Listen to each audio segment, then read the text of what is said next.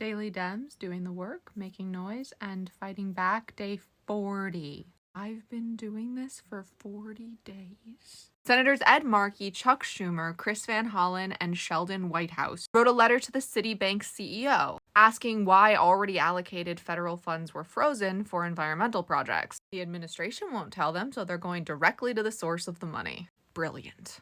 DNC Vice Chair Malcolm Kenyatta was on MSNBC with Michael Steele, and he says everything you want him to say. You should watch the whole video, but at least watch this clip.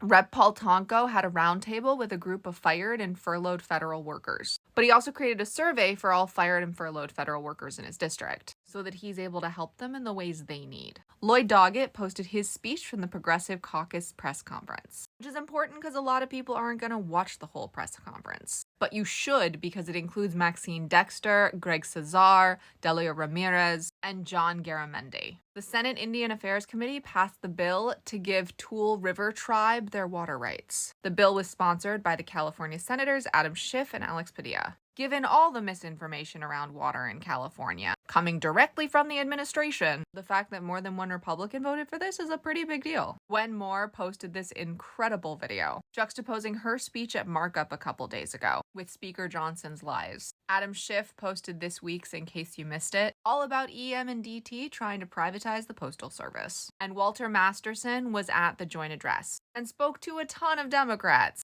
But he put out a little teaser with Cheryl Pingree, Eric Swalwell, Latifah Simon, and Maxwell Frost. I don't want to tell you anything about this video. I want you to go in cold. So don't let anyone tell you that we don't have leaders and fighters. Our voices are our superpower, but only when we use them.